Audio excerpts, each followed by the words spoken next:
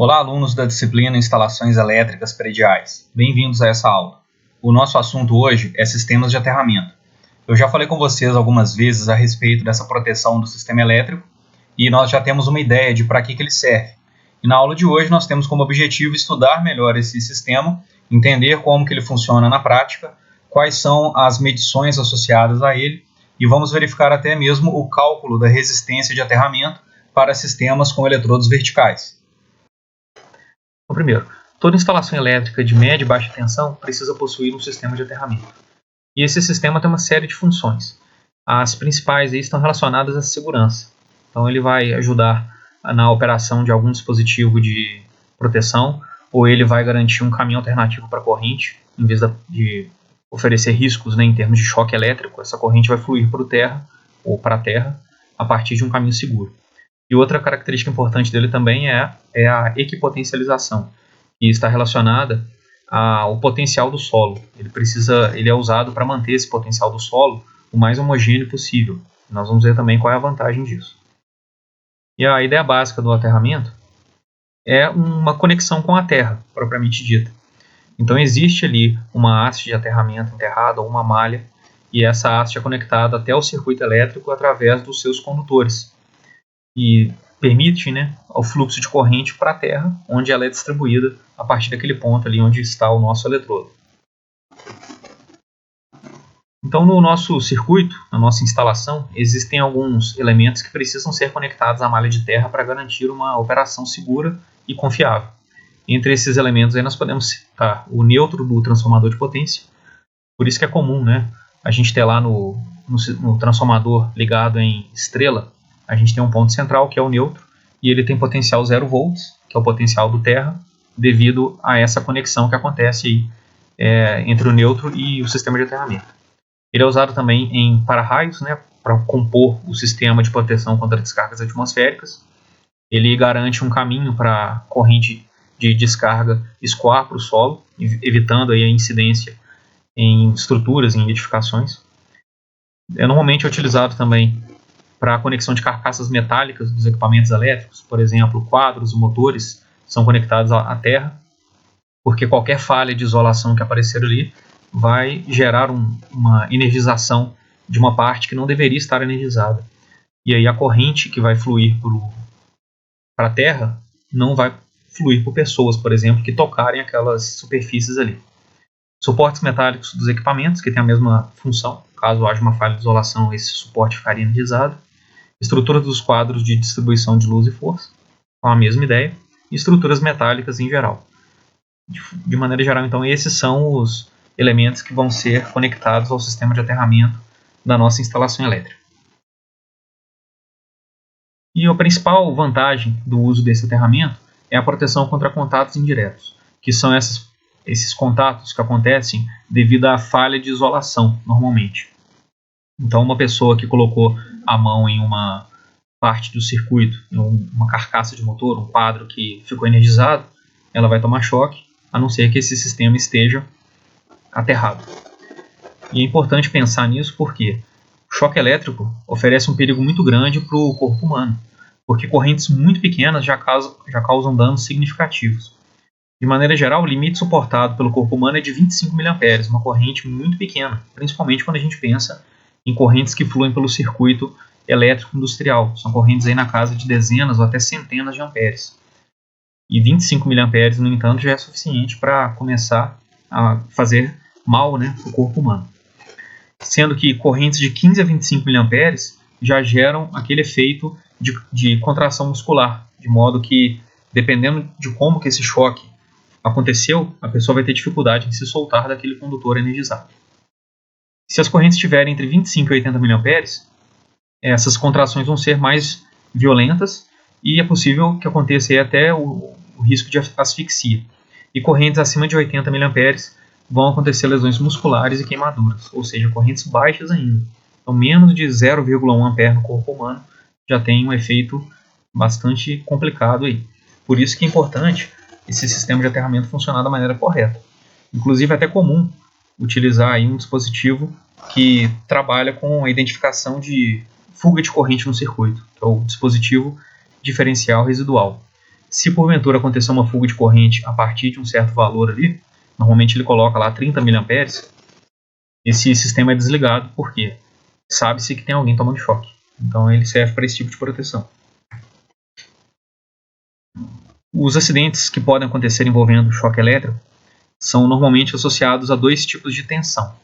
A primeira delas é a tensão de contato ou tensão de toque, que é decorrente do contato da própria pessoa com uma carcaça energizada. Então nós temos ali duas condições, a carcaça energizada e os pés da pessoa no potencial do solo, igual a gente pode ver aqui nesse desenho. Então, o potencial do solo aqui no pé, a mão tem o potencial da fase, porque aconteceu uma falha de isolamento nesse quadro metálico, e aí essa tensão, a diferença de potencial deste ponto para esse vai acontecer porque os pés estão no potencial zero, por isso que há choque elétrico. E aí a corrente vai passar toda pelo corpo da pessoa. Se esse quadro estivesse aterrado, nós teríamos aqui um caminho de baixa resistência, de baixa impedância por terra, de modo que a corrente teria essas duas opções, um caminho com a resistência do corpo humano, que é na casa de alguns quilômetros, e um caminho com uma resistência desprezível. De maneira geral, esse aterramento precisa ter algo em torno de 10 ohms, para ele ser considerado adequado. E nós temos essa corrente fluindo pelo corpo humano, causando aí os problemas relacionados à contração muscular, asfixia, tudo que a gente acabou de ver. Outra possibilidade é a tensão de passo. Nesse caso aqui não há contato da pessoa com a parte energizada do circuito. O que acontece é que devido a alguma falha na isolação e a condução de corrente para a terra, igual a gente está vendo aqui, a corrente de falta desceu aqui e passou pela resistência de terra. Imagine aqui a terra propriamente dita como um elemento resistivo. Se eu pegar um bloco de terra, como está sendo feito aqui, eu teria uma certa resistência. Quando a corrente de falta atravessa esse bloco de terra, ela gera uma diferença de potencial. Logo, se essa pessoa está com as pernas abertas, igual aparece aqui, a diferença de potencial de um pé para o outro pode ser suficiente para causar um choque elétrico, dependendo, claro, de vários fatores. A corrente de falta, dependendo da resistência da terra nesse ponto, depende da distância entre uma perna e outra, enfim, tem vários fatores que vão definir isso. E se for esse o caso aqui, vai acontecer então uma diferença de potencial de um pé para o outro e haverá choque elétrico nessa pessoa, né? Ela sofrerá um choque elétrico. E nesse caso aí, o aterramento simplesmente não poderá impedir esse choque, porque poderíamos até considerar que isso aqui, essa corrente que flui para o solo, é devido a um sistema de aterramento. Então só o sistema, só uma haste enterrada no solo não é suficiente para impedir essa tensão de passo. O que nós temos normalmente é uma malha de aterramento. Ela tem essa função de diminuir essa diferença de potencial entre um ponto e outro, entre um pé e outro da pessoa. Outra possibilidade de choque elétrico, levando em consideração essa questão da tensão de passo, é devido a uma descarga atmosférica. Mesmo que uma pessoa não seja atingida por essa descarga, ela pode sofrer os efeitos por estar nas proximidades. E isso aí se dá da seguinte maneira. Acontece aqui uma descarga atmosférica em um ponto qualquer, pode ser até mais distante da pessoa, e essa descarga atmosférica, depois que atinge o solo, começa a fluir em todas as direções, igual essas linhas tracejadas aqui indicam pra gente. E aí, se uma pessoa estiver nas proximidades ali, ou próximo o suficiente, que vai depender do valor dessa corrente também, e houver uma distância significativa de um pé para o outro, pode acontecer a mesma questão da tensão de passo que a gente acabou de ver. Devido ao fluxo de corrente de descarga pelo solo, pode aparecer aqui uma diferença de potencial de um pé para o outro, e a pessoa vai tomar choque aqui entre as duas pernas, igual a gente está vendo aqui nesse gráfico, que a tensão começa um potencial elevado aqui no centro, e à medida que a gente afasta do ponto de incidência, esse potencial vai diminuindo porque essa corrente vai se distribuindo no solo, como de maneira radial. Imaginem uma roda de bicicleta, por exemplo, os raios estão próximos ali do eixo, e à medida que a gente afasta daquele eixo, daquele ponto central, esses raios vão ficando cada vez mais distantes. Isso aqui é a mesma coisa. A corrente elétrica vai tendo uma área cada vez maior para se dissipar, enquanto se afasta desse ponto de incidência. Por isso que o potencial vai se tornando cada vez menor, porque a corrente que flui por ali também vai diminuindo. E aqui nós temos a ideia da malha. Como que ela vai impedir essa tensão de passo de ser um problema para esse circuito, ou para essa instalação, para essa edificação. Então imaginem que essa malha de aterramento que aparece aqui está sendo vista de lado. Ela é um quadriculado. como uma espécie de tabuleiro de xadrez que foi enterrado ali no solo. E entre um quadro e outro desse tabuleiro nós temos um condutor. Então ela é basicamente uma série de quadrados condutores conectados. E aqui a gente está vendo ela de lado. Então tem aqui um condutor e aqui cada círculo desse é um condutor que entra no plano da tela. E a ideia aqui é a seguinte: se esses condutores aqui estiverem próximos o suficiente, vai haver uma diferença de potencial dele até o centro. O potencial tende a diminuir até o centro, mas do centro até o próximo ele volta a aumentar, igual a gente vê aqui nesse desenho. Então ele diminui até esse ponto, depois volta a aumentar até chegar no próximo condutor. Isso acontece pelo seguinte: como essa malha está toda conectada, ela apresenta o mesmo potencial. Seria como imaginar nos circuitos elétricos que nós temos um nó conectados em vários trechos do mesmo circuito, em vários componentes de um mesmo circuito. Qualquer ponto daquela região que for escolhido vai ter o mesmo potencial, porque nós estamos falando de um condutor. Logo, se acontecer uma injeção de corrente nessa malha de aterramento devido a uma falha de isolação, até mesmo uma descarga atmosférica, por exemplo, toda essa malha apresentará o mesmo potencial. E isso significa que, à medida que a gente afasta de um desses condutores, o potencial vai diminuir, e à medida que a gente aproxima do próximo, ele volta a aumentar. Logo, a diferença de potencial a qual a pessoa fica sujeita é muito menor do que se a gente estiver trabalhando apenas com apenas com um eletrodo de aterramento. Existem 3 elementos que compõem uma malha de terra. O primeiro deles é o condutor de proteção, que é basicamente aquele fio terra que nós temos feito dimensionamento ao longo das últimas aulas. Nós vimos, de acordo com a NBR 5410, que é a norma de instalações elétricas em baixa tensão, que esse condutor depende do dimensionamento do condutor fase. Nós vimos 3 critérios de dimensionamento desse condutor, relacionado à condução de corrente de operação dos elementos, das nossas cargas, a condução de corrente de curto-circuito e a queda máxima de tensão. Visto esses 3 critérios, a gente define o condutor fase e define esse condutor neutro em seguida, condutor de proteção ou condutor terra.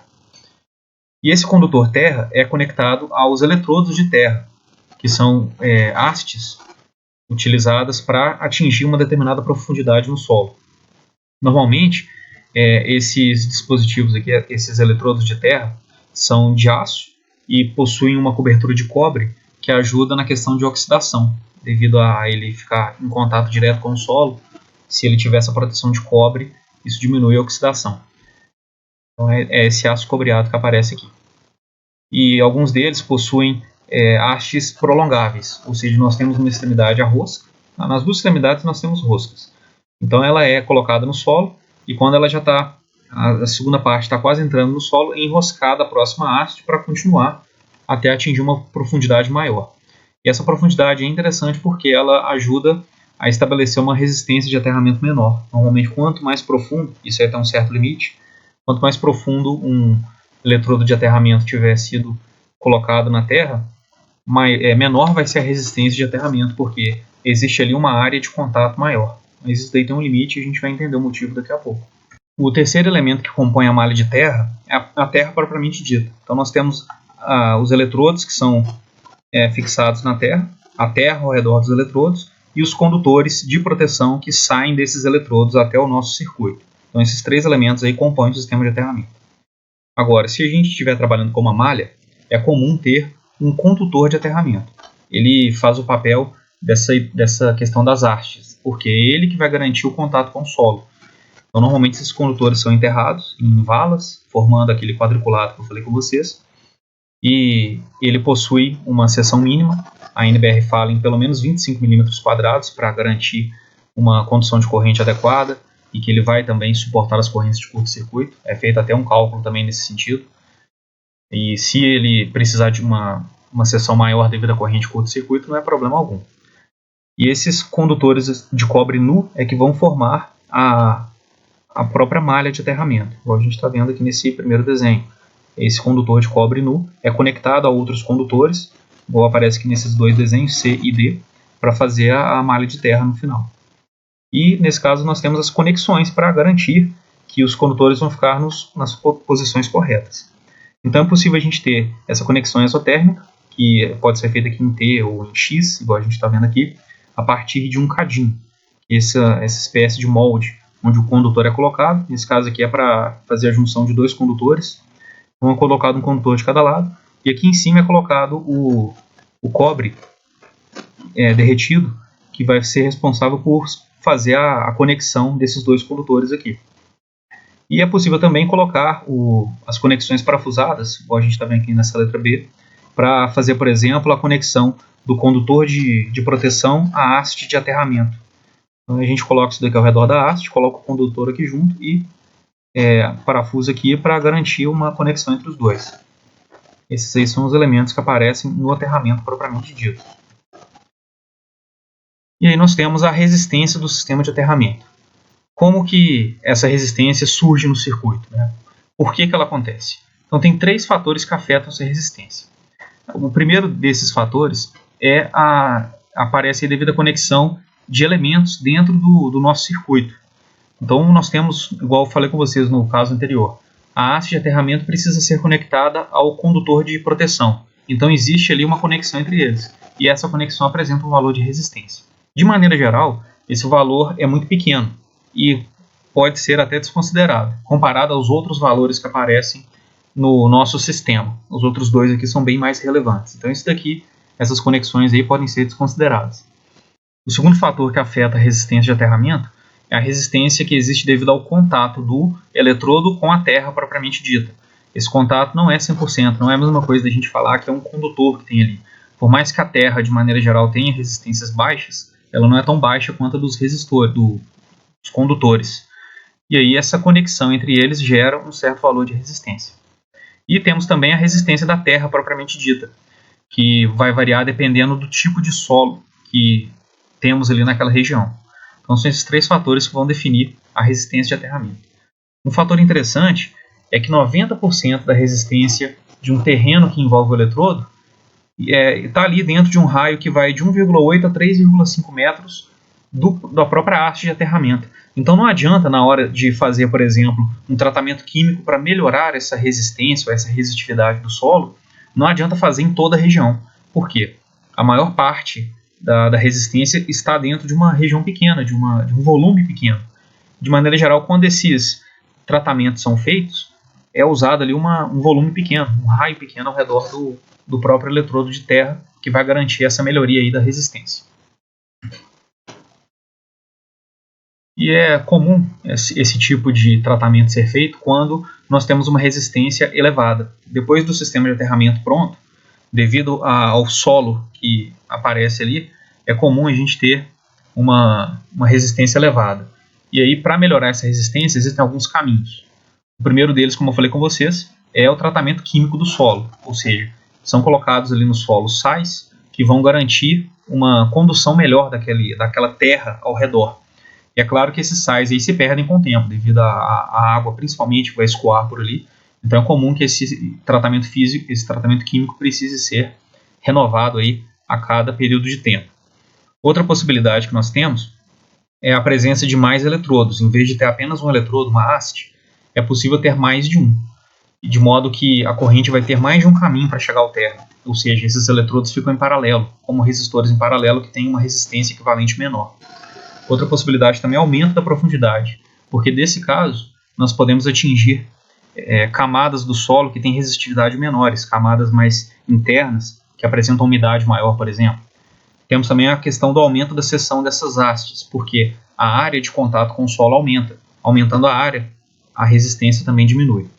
E o solo, aí, como eu falei com vocês, é possível usar aí o tratamento químico, que é a adição de sais à terra, e o tratamento físico, que é envolver o eletrodo com algum condutor para aumentar essa área de contato. Então, de maneira geral, ou a gente pensa em mexer na resistividade do solo, ou aumentar a área de contato do eletrodo com o solo, ou colocar mais eletrodos para ter caminhos em paralelo. E aqui nesse gráfico a gente pode observar o efeito de se colocar mais eletrodos em paralelo. Qual é a resistência de aterramento quando nós temos ali um eletrodo e variando até 80 eletrodos, que a gente observa aqui no eixo horizontal. Então, o número de eletrodos de aterramento, todos ligados em paralelo. E aqui a resistência de aterramento em ohms. E nós temos várias curvas, porque essas curvas falam de distância entre os eletrodos. Se nós tivermos um eletrodo, por exemplo, eu vou ter uma resistência elevada, lá perto dos 50 ohms. Se eu tenho dois eletrodos, no caso, vai ser logo em seguida aqui, a 1,5 metros de distância, eu já tenho uma resistência menor. E à medida que esse número de eletrodos aumenta, essa resistência vai diminuindo. Não é uma diminuição linear, porque quando a gente tem mais eletrodos no sistema de aterramento, esses eletrodos começam a interferir no funcionamento um do outro, de modo que a resistência deles tende a aumentar. A resistência individual aumenta. Então, se eu tiver só um eletrodo que tem uma resistência de 50 ohms, se eu colocar mais um eletrodo ali próximo dele, a 1,5 metros de distância, por exemplo, essa resistência do eletrodo que era 50 pode subir, por exemplo, para 55, 60. Mas agora, como eu tenho dois caminhos de 60, por exemplo, a resistência equivalente é 30, a metade do valor de cada eletrodo. Então, se essa distância entre os eletrodos aumenta, igual a gente está vendo aqui, a eficiência deles também aumenta. Por quê? A interferência que um eletrodo causa no outro diminui. E essa interferência aí consiste basicamente no seguinte: todos os eletrodos vão injetar corrente na Terra. Quando um eletrodo faz isso próximo de outro, ele faz com que parte da corrente que ele injetou na Terra flua pelo eletrodo que está próximo dele. E nesse caso, como o eletrodo tem uma resistência ali de contato com a Terra, se tiver corrente passando por ela, vai haver uma elevação de potencial, ou seja, cada eletrodo que aparece ali no circuito gera uma elevação de potencial no seu vizinho, ou nos eletrodos que estão ali naquele sistema de aterramento. Por isso que quando a gente coloca mais de um eletrodo, ele começa a ter resistência individual maior, porque existe aí uma chamada resistência mútua. Um eletrodo gera esse efeito de resistência no outro eletrodo, mas quando a gente pega o circuito, o paralelo dos dois, essa resistência equivalente tende a ser menor do que a resistência original. Além de entender como a resistência de aterramento funciona, é importante também que a gente conheça a distribuição de corrente no solo. Ou seja, quando essa corrente está fluindo pelo eletrodo de aterramento, é fácil pensar nela como uma corrente que flui por um circuito qualquer, porque ela só tem um caminho até ali. Ela está passando por um condutor de cobre ou de aço, enfim, e chegou até aquele ponto. Depois que ela sai para a Terra, ela começa a ter uma distribuição bem diferente do que a gente tem estudado até aqui. E é importante saber como isso daí funciona. E a ideia básica aqui para a distribuição de corrente é a seguinte: considerando essa linha preta aqui como um segmento da nossa haste de aterramento. Então imaginem que essa haste recebeu uma corrente, está vindo ali do sistema, enfim, devido a uma falha ou uma descarga atmosférica, e essa corrente apresenta uma parte real e uma parte imaginária, ou seja, ela vem ali devido a uma resistência e uma reatância do circuito. Com isso, a corrente entra no primeiro segmento do eletrodo, e a partir daquele primeiro segmento, a gente pode considerar esse segmento aqui infinitesimal, só mesmo para a gente ter uma ideia de como é que isso daí vai funcionar, nós temos essa corrente fluindo para a Terra a partir daquele primeiro segmento. E ela sai aqui de forma radial, em todas as direções ao redor desse segmento aqui. E nós temos essa corrente dividida aqui em duas etapas. Ela tem uma parte condutiva, que é a mesma coisa da parte resistiva, é só mesmo um termo usado aqui para simplificar o desenho. E no caso a condutividade é o inverso da resistividade, né? Então a condutância é o contrário da resistência. É basicamente 1 dividido por R, ou seja, a facilidade que aquele elemento tem para conduzir corrente elétrica, em vez de ser a dificuldade, como é o caso da resistência. Logo, esse primeiro segmento faz duas coisas. Ele consegue dispersar a corrente para o solo, ao redor dele, e o restante dessa corrente, ou seja, entrou uma certa parcela, uma parte dela está indo para o solo, e o que sobrou dessa corrente é passado para o próximo segmento, ou seja, essa imagem aqui se repete aqui à frente, e isso vai se repetir até o final do condutor. E esse trecho aqui pode ser visto como esse circuito equivalente, ou seja, nós temos aqui uma resistência e uma indutância referentes à própria haste de aterramento. O próprio condutor apresenta esses elementos, resistência e indutância, ou seja, uma resistência e uma reatância indutiva, e o contato com a Terra apresenta uma certa capacitância e uma certa condutância. E aí a corrente vai fluir por esses elementos aqui. Depois que ela chegou ali na haste de aterramento, fluiu uma parcela para a Terra, o restante é passado para o próximo segmento, até essa corrente chegar ao final do segmento ou até ela escoar toda para a Terra. Por isso que mesmo tendo uma haste muito longa, acaba não tendo um efeito esperado, né? Ou seja, o aumento da haste melhora a resistência de aterramento, porque nós teremos mais trechos de contato com a terra. Só que se essa haste aqui se prolongar demais, vai chegar um momento em que a corrente já dispersou toda para a terra a partir desses segmentos aqui, e aí mesmo que a gente tenha mais segmentos da haste, não vai ter mais corrente para ser dispersado. Então o aumento da haste de aterramento só é útil até certo ponto. Depois ele já não faz diferença, ou já não tem a mesma eficiência. É interessante pensar aqui que para correntes com frequências muito elevadas, a indutância e a capacitância vão representar reatâncias mais significativas, mais importantes para ajudar na dispersão ou não dessa corrente. Por quê? Se a frequência aumenta, a reatância indutiva aumenta. Aí a haste passa a ter um comportamento diferente. E por outro lado, se a frequência aumenta, a capacitância passa a representar uma reatância cada vez menor, ou seja, a dispersão para o solo fica mais fácil.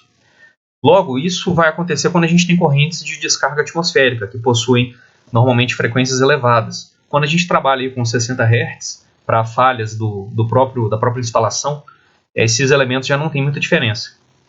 Eu até coloquei aqui embaixo. Para correntes de baixa frequência, ou seja, frequências aí de 60 Hz, capacitância e indutância se tornam relevantes para a representação, restando apenas a característica resistiva ou condutiva. Ou seja, para frequências muito baixas, a reatância indutiva é zero, né? Vai se aproximar de zero. Então, a característica que vai prevalecer aqui é a resistência. E para frequências muito baixas, a capacitância representa uma reatância elevadíssima, como se ela não tivesse aqui, como se fosse apenas a condutância levando essa corrente aqui para ser dispersado na Terra. Então, o funcionamento do sistema de aterramento, a dispersão da corrente dele, funciona dessa forma. Aí é claro que se a gente tem mais eletrodos, como foi visto no slide anterior, eu vou ter mais segmentos desse aqui em paralelo. Então, a corrente que entrou no segmento já vai ser menor do que a corrente original. Ela vai se dividir por dois, né? Imaginando que eu tenho um segmento aqui e outro aqui em paralelo. Então, ela já vai entrar nas duas hastes, e essa distribuição para a Terra vai acontecer ao longo das duas. E aí, lembrando que se eu tenho dois eletrodos em paralelo, a corrente que está sendo dispersada para a Terra do primeiro eletrodo atravessa o segundo também. E essa corrente gera uma elevação de potencial no eletrodo. Funciona como uma resistência extra, porque se ele tem uma queda de tensão maior agora, é como se ele tivesse uma resistência maior também frente ao valor de corrente que está fluindo por ele. Por isso que quando a gente coloca dois ou mais eletrodos em paralelo, começa a surgir ali uma resistência mútua de um para o outro, e aí essa resistência individual vai aumentar. Mas no final, quando eu faço ali o paralelo de duas resistências que são um pouco maiores que a original, a tendência é que isso aí diminua. Então vale a pena colocar resistores em paralelo. Resistores não, hastes, né, ou eletrodos em paralelo. E aqui nós temos os potenciais ao redor de um eletrodo. Supondo que uma haste de aterramento que está sendo percorrida por corrente elétrica, essa corrente, ao ser dispersada para o solo, começa a criar aqui linhas equipotenciais, ou seja, se eu pegar essa primeira linha aqui, ao longo de toda ela, eu tenho o mesmo potencial. E é claro que essa linha aqui é só um corte, porque é uma espécie de capa equipotencial, ela está ao redor de todo o eletrodo. Isso daqui é uma espécie de casca 3D, né, que aparece ao redor do eletrodo. O potencial naqueles pontos ali dentro da casca são os mesmos, ou na superfície da casca, para ser mais exato.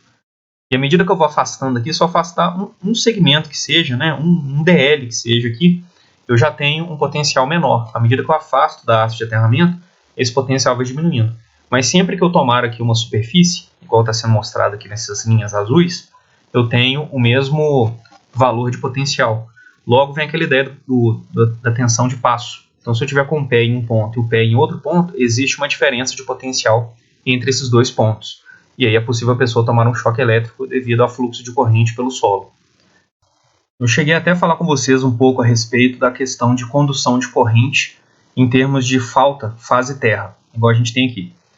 Imagine então que nós temos um transformador conectado em estrela com o neutro aterrado. Existe aqui uma malha de terra que está sendo usada para fazer o aterramento desse sistema. Considerando que em uma fase desse sistema houve uma falta fase terra, então nós temos uma corrente fase terra fluindo por essa fase, e aí da terra ela tende a fluir de volta até o aterramento. E isso daí fecha o circuito, isso daí permite a condução de corrente de falta. Por isso que sistemas aterrados têm correntes de falta mais significativas, porque o circuito fica fechado, igual a gente está vendo aqui. Então essa corrente, a partir do momento que chegou no ponto de falha aqui, ela se dispersa para a terra, ela começa a se espalhar, igual a gente viu, né, devido ao fluxo de corrente no eletrodo, no caso que apesar de não ter eletrodo, a ideia é a mesma, e ela vai fluir até a malha de terra, ou até a haste de terra, e se for uma haste principalmente, né, vem aquela ideia da convergência da corrente, ela vai começar a fluir, né, para o mesmo ponto até chegar naquela haste. E aí o circuito de falha ficou fechado. Por isso que a gente considera no nosso cálculo de curto-circuito, além da resistência de falha, ou de falta, né, nós vamos considerar também a resistência usada para aterramento do neutro do transformador. Então é muito comum colocar aqui uma resistência, uma impedância, usada para diminuir as correntes de falta. Se acontecer uma falha fase terra, essa resistência ou reatância colocada aqui no neutro pode diminuir a corrente a níveis desejados para a instalação elétrica. E aí nós temos uma característica muito importante da terra que define a resistência de aterramento também, como eu falei com vocês lá no início. Essa resistência depende das conexões elétricas no circuito, que tem resistência desprezível, depende do contato entre o eletrodo, ou entre a malha e a terra, e depende da terra propriamente dita. E como que isso vai depender da terra? A partir da resistividade do solo. Todo solo tem um valor de resistividade que depende da composição dele e também da umidade do solo. Logo, esses valores aí vão ajudar a definir a resistência que aquele trecho da terra vai ter. É basicamente aquela ideia que vocês estudaram em circuitos, que a resistência de um elemento, de um condutor, é a resistividade dele vezes o comprimento dividido pela área. É a mesma ideia que a gente tem aqui. E aí, no final das contas, nós temos então uma resistividade do solo, a unidade dela é ohm vezes metro, é uma característica do solo, e temos uma resistência de aterramento, essa resistência que vai depender dos fatores que eu falei com vocês. Então depende da geometria dos eletrodos, e ela vai ser, no final das contas, aquele valor de resistência que a corrente de falta, ou a corrente que vai fluir pelo terra, encontra no nosso circuito. E esse valor aqui deve ser inferior aos 10 ohms, de acordo com a NBR 5410. Então, lembrando aí que são coisas bem diferentes, resistividade do solo e resistência de aterramento. Então, tomem cuidado. E aqui nós temos alguns exemplos. A resistividade do solo, como eu falei, vai depender muito da composição e da umidade. Então, no caso aqui, solos alagadiços e pantanosos têm uma resistividade relativamente baixa. O lodo, que também tem uma umidade significativa, tem resistividades baixas. E aí, se a gente vai pegando aqui outros tipos de solo, por exemplo, a argila seca, já tem resistividades bem maiores. E aqui no Brasil, como o solo é, de maneira geral, mais antigo, devido à questão de atividade sísmica, né, aqui a gente não tem essa mesma atividade, né, que teria, por exemplo, na Europa, as resistividades do solo aqui são mais elevadas, enquanto solos europeus, por exemplo, que tem uma espécie de renovação maior, né, vão tender a ter resistividades menores. Isso aí vai depender dessa composição e, como eu falei, de alguns outros fatores também. E aqui uma característica importante do solo é que ele pode apresentar resistividades diferentes em camadas diferentes. Ou seja, a primeira camada ali pode apresentar uma certa resistividade e à medida que a gente aprofunda nesse solo, é possível encontrar camadas mais úmidas, por exemplo, que vão ter resistividades menores. Então, em alguns casos, para estudo de aterramentos, por exemplo, é muito comum considerar que o solo tem pelo menos 2 camadas, de modo a ter uma espécie de resistividade média que vai se aproximar do que a gente tem na prática. E aí a ideia é considerar uma resistividade 1 para a primeira camada e uma resistividade 2 para a segunda, de modo a tornar esse modelo de estudo aqui mais próximo da realidade. E os sistemas elétricos utilizados nas indústrias podem ter algumas características em relação ao aterramento. É muito comum que o sistema seja solidamente aterrado ou aterrado com impedância. Nós vimos aí que a vantagem é que é possível limitar a corrente de curto-circuito. Um sistema isolado, ou seja, sem aterramento, não é muito aconselhável. Porque nesse caso aqui, não existe conexão elétrica entre o sistema e o solo. E o acoplamento do sistema é fraco. Isso significa que, tendo uma corrente de falha, né, de falta, devido a um curto-circuito, essa corrente tende a ser menor, o que é uma vantagem, mas isso também dificulta a ação dos dispositivos de proteção. Eles vão precisar identificar correntes menores caso aconteça uma falha, e isso deve ser mais complicado. Se o sistema for solidamente aterrado, ou seja, o neutro lá do transformador é ligado diretamente ao terra, sem impedância alguma, nós temos correntes de falta mais significativas, mas os dispositivos de proteção são sensibilizados com facilidade, o que é uma vantagem, porque quando aconteceu o curto-circuito, não tem dúvida, aquilo é um curto e deve ser interrompido. E por outro lado, nós temos o sistema aterrado por impedância, que é uma espécie de mistura dos dois primeiros, Porque colocando uma impedância no aterramento, a gente consegue a característica do sistema isolado, que são correntes menores e não menores o suficiente para impedir a sensibilidade dos dispositivos de proteção, que é a vantagem do segundo modelo aí do sistema solidamente aterrado. Ou seja, esse daí tem as vantagens dos dois dentro daquele projeto, né, que foi feito ali. E agora temos o cálculo da resistência de aterramento. Nós vamos focar no cálculo dessa resistência para o caso das hastes, tanto a resistência própria da haste quanto a resistência mútua, que é de uma haste para outra. No caso, a gente não vai ver a resistência da malha de aterramento, mas é algo que vocês podem encontrar aí de maneira fácil em literaturas especializadas na área e depois aplicar também. Então, vou só passar aqui como exemplo o caso das hastes. E essas hastes podem estar sozinhas ou dispostas aí de diversas maneiras. Nós vamos aprender a calcular a resistência própria e a resistência mútua dessas hastes. Então é possível que elas estejam alinhadas, distribuídas de forma circular, distribuídas em forma de quadrado cheia, que seria um quadrado com o centro dele também preenchido com hastes, é claro que dado um certo espaçamento. Quadrado vazia, que seria só os contornos do quadrado, e triângulo, seguindo aí os contornos de um triângulo também. Então nós vamos trabalhar com esse tipo de sistema, que é comum aplicá-lo em sistemas residenciais, comerciais e industriais, apesar de que, se a gente estiver precisando daquela ideia de equipotencialização, é a malha que vai fazer isso aí para a gente. E aqui eu comentei com vocês também a respeito da resistência mútua entre essas hastes. Então primeiro aqui nós temos a resistência própria de um eletrodo de aterramento. Ela vai depender basicamente da geometria do eletrodo e da resistividade do solo onde ele foi colocado. Então nós temos aqui um ρA, que é a resistividade do solo em ohms metro. Temos a constante 2π, LH, que é o comprimento do eletrodo em metros, e temos o DH, que é o diâmetro da seção do eletrodo em polegadas, é o que aparece aqui. E o restante que é só constante mesmo, o logaritmo aqui, enfim. Só substituir esses três valores aí que a gente consegue calcular a resistência de aterramento própria daquela haste. E a ideia aqui embaixo aparece de novo. A resistência de um eletrodo do sistema de aterramento é igual à sua resistência própria mais uma contribuição dos demais eletrodos do sistema. E aí vem a questão da contribuição. Como que uma haste interfere na outra? E aqui nós temos a contribuição do eletrodo 2 para o eletrodo 1 pode ser calculada por essa expressão aqui, sendo que D12 é a distância horizontal entre os dois eletrodos. Então é como se a gente estivesse observando o sistema de cima e verificar qual é a distância do 1 para o 2.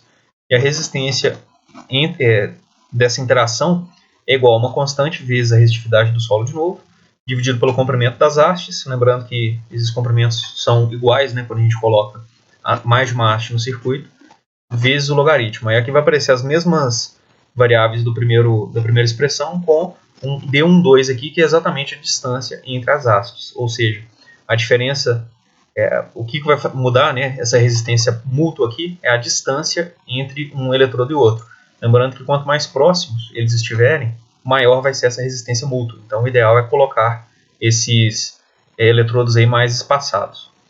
E depois que a gente tiver feito a contribuição de um eletrodo para o outro, para todos os eletrodos do circuito, então exemplo, se eu tenho ali eletrodos, vamos supor que a gente tem 4 eletrodos, eu vou calcular a resistência do eletrodo 1, ele tem a sua resistência própria, depois ele tem a mútua devida ao eletrodo 2, a mútua devida ao 3 e a mútua devida ao 4. Ou seja, eu vou ter que calcular aí para o eletrodo 1 4 resistências diferentes. E aí, somando essas resistências, eu tenho a resistência dele. Depois, quando eu passar para o eletrodo 2, eu vou fazer a mesma coisa. Ele tem a própria mais as mútuas. De maneira geral, como os eletrodos são iguais, as próprias são iguais, é calculado uma vez só. E depois eu vejo, se eu calculei a mútua do 1 para o 2, ela é a mesma do 2 para o 1. Então eu não preciso calcular esse valor de novo. E se as distâncias forem iguais, se elas baterem aí para dois eletrodos diferentes, eu já tenho aquele valor calculado também. Então não é que eu tenho que fazer esse cálculo aí N vezes, né, que é a quantidade de elementos que vão aparecer na minha soma. Igual a gente está vendo aqui embaixo. A resistência do eletrodo 1 é a própria dele, mais a mútua que o 2 causou, mais a mútua que o 3 causou, mais a mútua que o 4 causou. Até terminar, né? Depende da quantidade de eletrodos que nós vamos ter.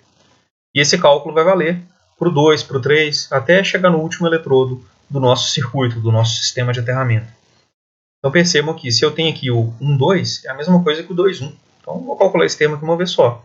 E se for um triângulo equilátero, por exemplo, eu tenho ali 3 eletrodos, um em cada vértice desse triângulo, eu já tenho que as mútuas são todas iguais. Eu vou calcular as próprias, depois eu calculo só uma mútua. Aí R12 é igual a R21, R31 é igual a R32, enfim, todas as mútuas vão ser iguais no final. Por quê? A distância de um eletrodo por outro é sempre a mesma. E a gente tem um exemplo para ilustrar isso aqui. Calcule a resistência de aterramento de uma subestação contendo um conjunto de 3 eletrodos verticais alinhados, ou seja, estão em uma linha reta. Serão utilizadas hastes de 3 metros de comprimento e diâmetro de 3/4 de polegada, espaçados de 3 metros. A resistividade aparente do solo é de 300 ohms-metro. Então, considerando esses valores, qual é a resistência que esse sistema de aterramento vai apresentar? Vamos ver como é que isso daí vai ficar. No exemplo, então, foi passado os dados do sistema. Nós temos uma distância entre as hastes de 3 metros e temos um comprimento das hastes de 3 metros também. E sabemos que o diâmetro delas é de 3/4 de polegada. Então, o que nós precisamos fazer aqui nesse caso é calcular a resistência própria e a mútua, para conseguir chegar nas resistências totais de cada haste. E lembrando aí também, né, que nós temos isso aqui, as 3 hastes posicionadas em linha reta com essa distância de 3 metros de uma para outra. Então vou chamar aqui haste 1, haste 2 e haste 3. Eu sei o seguinte também, que essa haste 1 tem uma resistência própria, que é dada por essa expressão aqui, vou chamar de R própria, igual a resistividade do solo, dividido por 2π vezes o comprimento da haste, vezes ln de 400 vezes o comprimento da haste sobre 2,54 vezes o diâmetro da haste. E essas 3 hastes, como têm as mesmas medidas, vão ter a mesma resistência própria. Eu posso escrever aqui então o seguinte, que a resistência própria da haste 1 é igual à própria da haste 2, que é igual à própria da haste 3. E agora é só fazer o cálculo. Então nós temos aqui a resistividade do solo é de 300 ohms-metro, de acordo com o enunciado, dividido por 2π vezes o comprimento da haste, que é 3, vezes ln de 400 vezes o comprimento, sobre 2,54 vezes o diâmetro. Lembrando que o diâmetro aqui na expressão já aparece em polegadas. Resolvendo isso daqui, nós vamos encontrar o valor de 102,58 ohms. Ou seja, essa é a resistência de aterramento de uma haste. Se tivesse só uma conectada no circuito, ela representaria esse valor de resistência, que é um valor alto para um aterramento. Então, nesse caso, a gente coloca mais 3 hastes, ou melhor, mais 2 hastes, né? Totalizando aí 3. E essas 3 hastes vão ficar em paralelo.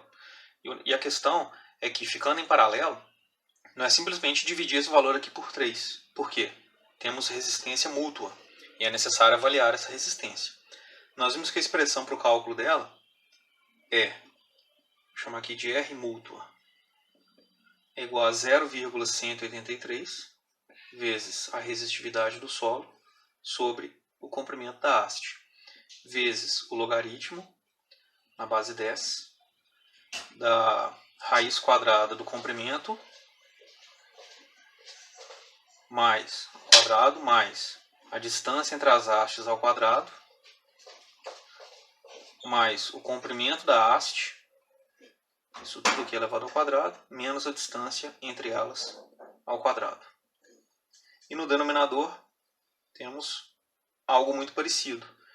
Agora a distância vem primeiro, ao quadrado, menos o termo que está aqui entre parênteses, inclusive aqui a raiz quadrada. A diferença é que nós vamos subtrair o LH aqui no final, o comprimento da haste, e levar isso tudo aqui ao quadrado. Então agora eu vou calcular as resistências mútuas. Eu tenho que pensar aqui no seguinte, quais são as resistências mútuas necessárias? Da haste 1 para 2 e da 2 para 1 são valores iguais. Da 2 para 3 e da 3 para 2 também são valores iguais, porque a distância é a mesma. Então posso falar aqui o seguinte, que R12 é igual a R21, que é igual a R32, que é igual a R23. Porque essas hastes aí têm a mesma distância. A única mútua que muda aqui é da haste 1 para a haste 3, porque agora eu tenho o dobro da distância. Então eu vou anotar aqui embaixo. Eu também quero calcular a resistência mútua da haste 1 para 3 e da 3 para 1, que vão ter o mesmo valor.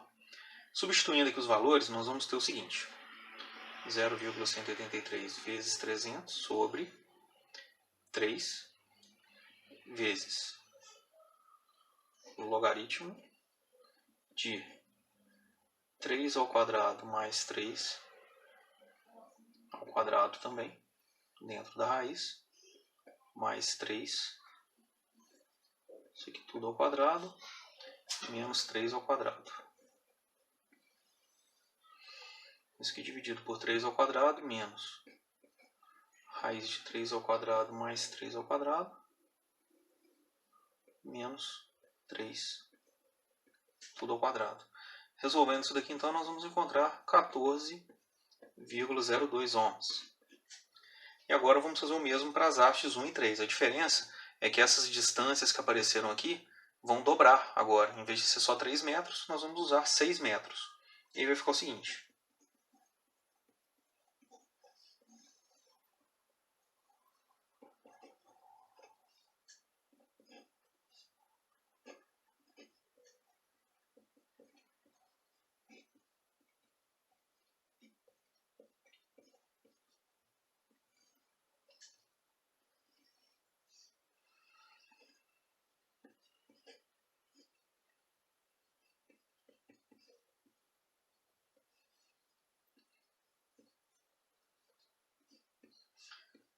e o resultado aqui dessa expressão é 7,65 ohms.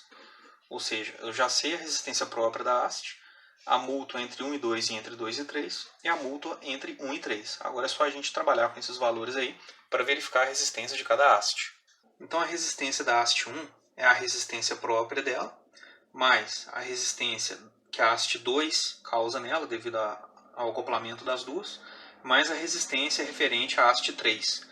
Isso daqui então vai dar 102,58 mais 14,02 mais 7,65. Então nós temos aí 124,25 ohms. Para a haste 2, nós vamos seguir a mesma ideia. Ela tem uma resistência própria, mais a múltipla devido a 1, mais a múltipla devido a 3. Aqui seria 2. Que a haste 1 está causando nela e que a haste 3 está causando nela.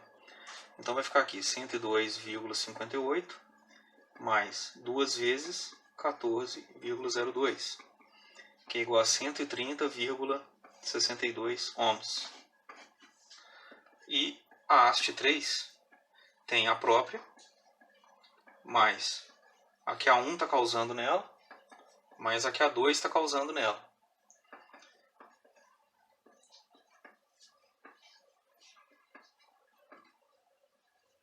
Nós vamos ver que esse valor aqui é o mesmo da primeira haste, 124,25, devido à simetria do sistema. E a resistência de aterramento é o paralelo das 3 hastes. Então vou fazer aqui 1 dividido pela primeira haste, 124,25, mais 1 dividido pela segunda haste, 130,62, mais 1 dividido pela terceira haste, que também é 124,25. Isso daí tudo invertido, né? Porque a gente está fazendo aí a soma dos inversos, né? Invertendo a soma dos inversos. E o resultado é de 42,10 ohms. Então a gente percebe que esse aterramento aqui está com uma resistência maior do que os 10 ohms que a norma estabelece para a gente. Ou seja, não está adequado. O que pode ser feito para melhorar esse aterramento? Então nós temos algumas opções. Aumentar o comprimento da haste é uma possibilidade. Fazer um tratamento químico no solo de modo a reduzir a resistividade do solo, também é uma possibilidade. E a outra possibilidade é colocar mais eletrodos. Então, em vez de usar 3, eu posso colocar 5, por exemplo. Será que essa resistência aí vai ficar abaixo dos 10 se eu colocar 5? Então, é uma possibilidade. E eu vou deixar um exercício aí para o final da aula que vocês vão verificar como isso daí vai ficar também. E se vai ficar abaixo dos 10 ohms, né, que é o que a norma estabelece aí para a gente. Por fim, temos a medição de resistência de aterramento. O mesmo instrumento que faz a medição da resistência de aterramento faz também a medição da resistividade do solo, depende de como ele vai ser utilizado. E esse instrumento é chamado terrômetro. Ele funciona de maneira muito semelhante ao ohmímetro. A ideia é que ele aplique um valor de tensão em uma resistência desconhecida e de acordo com o valor de corrente que fluir por ali, ele vai saber qual é o valor daquela resistência. E a ideia básica é usar o aterramento para injetar essa corrente no solo, ou para aplicar esse valor de tensão. Então ele possui hastes, porque ele injeta uma corrente a partir do aterramento, e essa corrente precisa ser captada por ele novamente, para ter o circuito fechado. Então é necessário que haja mais uma haste nesse solo. E além dessas duas hastes, é necessário uma terceira que vai ser utilizada para medição de tensão nesse aterramento, ou seja, qual é a elevação de potencial que a gente tem de acordo com o valor de corrente que está passando por ali. E aí, com essas duas informações na mão, é possível estimar a resistência de aterramento.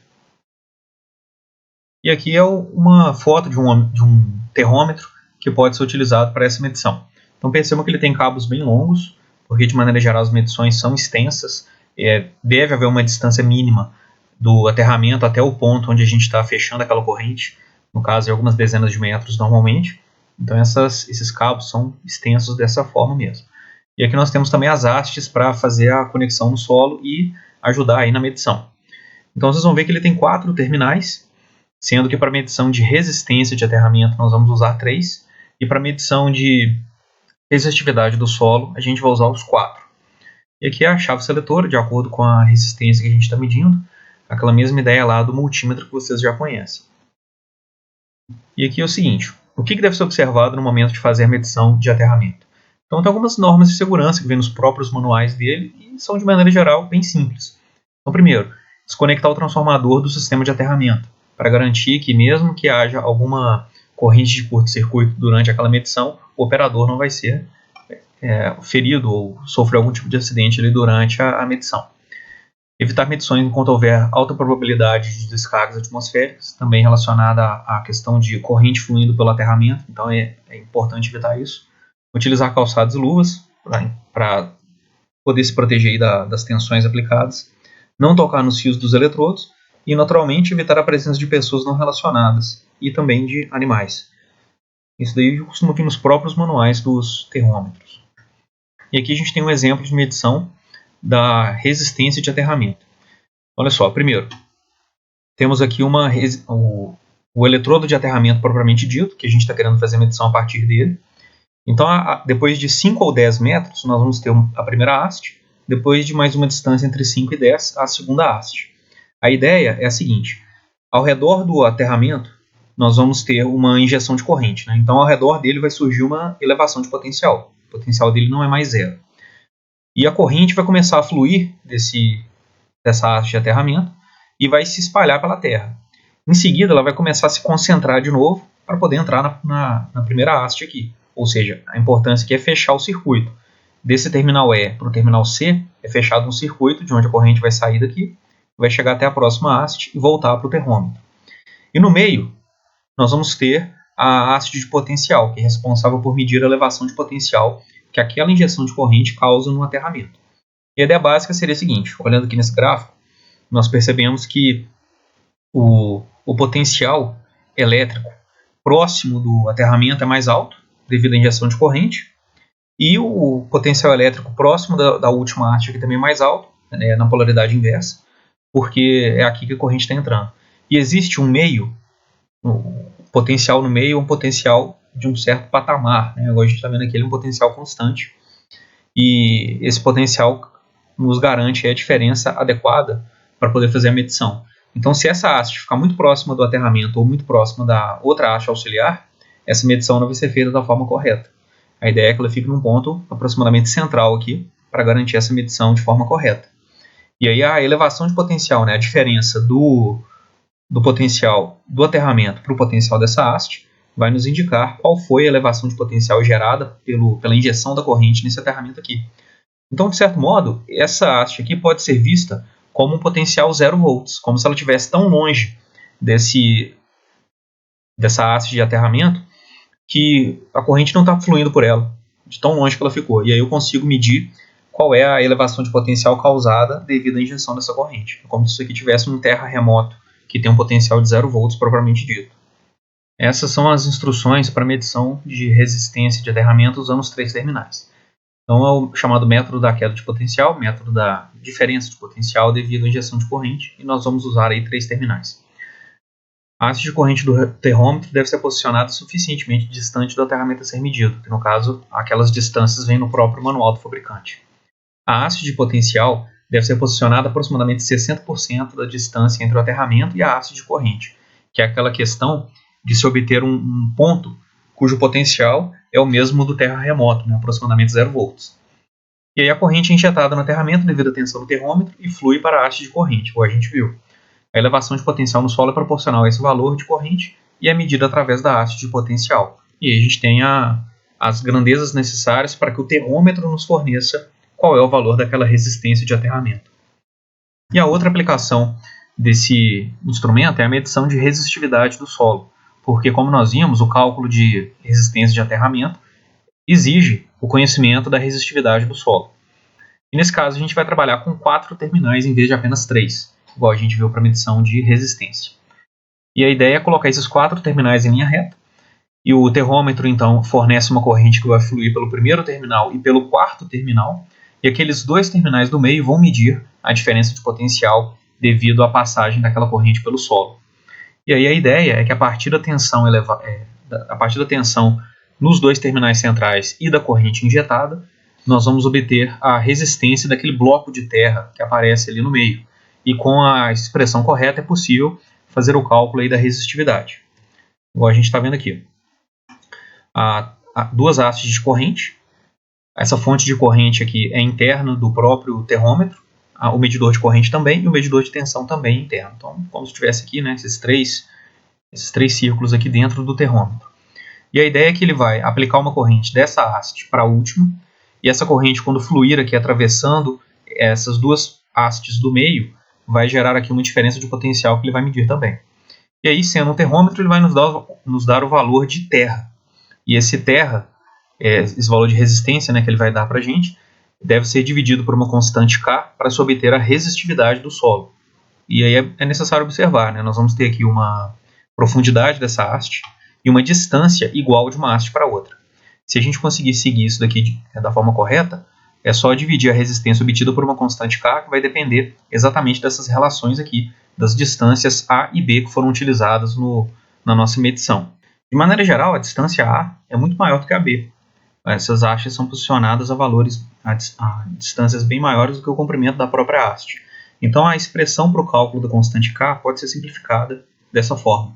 Então, se o A for 20 vezes maior que o B, o K é simplesmente igual a 2πA. E aí a gente já faz a divisão da resistência obtida no termômetro por essa constante K e chega à resistividade do solo naquela região ali. Lembrando que esse solo pode ser estratificado. Se for esse o caso, vai depender da profundidade que essas hastes atingiram para nos dar o valor de resistividade. E aí, se por acaso ela tiver atravessado uma camada do solo com uma resistividade chegada até outra resistividade, vai acontecer uma espécie de resistividade média. O valor que ela vai nos dar aqui não vai ser nem igual a maior nem a menor, vai ficar um valor intermediário de acordo aí com a parcela das hastes que ficou dentro de cada camada do solo. Então é necessário observar, né, que essa camada aí pode variar e existem estudos que fazem a definição desses valores aí de forma mais precisa, que vão estudar essa resistividade, várias medições de resistividade no mesmo solo para chegar nesse valor aí das camadas utilizadas que existem em determinada região. E eu vou deixar para vocês essa tarefa aqui para o dia 19/11, que é a semana que vem. Então vocês vão calcular uma resistência de aterramento considerando um sistema onde nós temos 2 eletrodos verticais alinhados. Então nós temos hastes de 5 metros de comprimento com o diâmetro de 1 polegada e a distância entre elas é de 6 metros. A resistividade aparente do solo é de 80 ohms metro.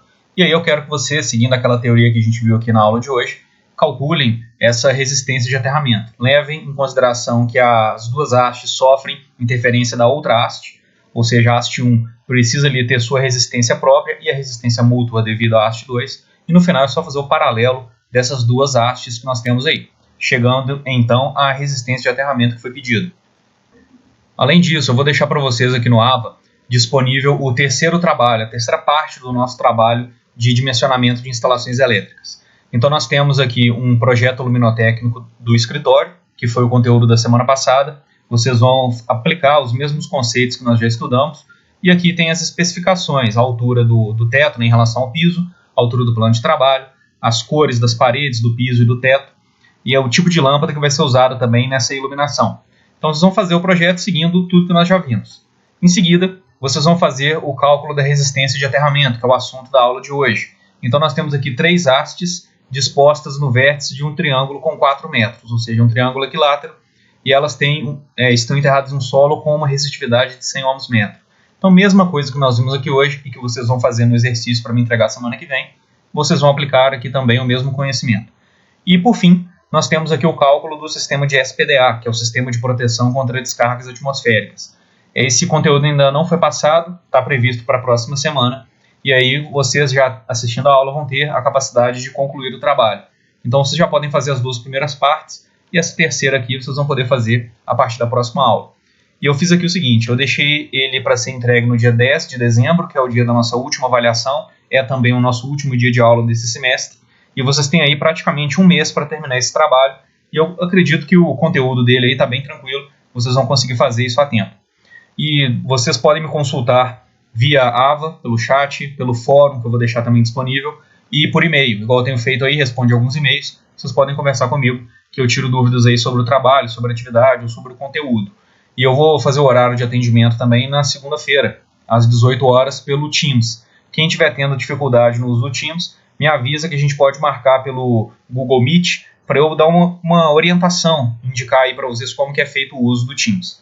No mais, bons estudos para vocês e nos vemos em breve.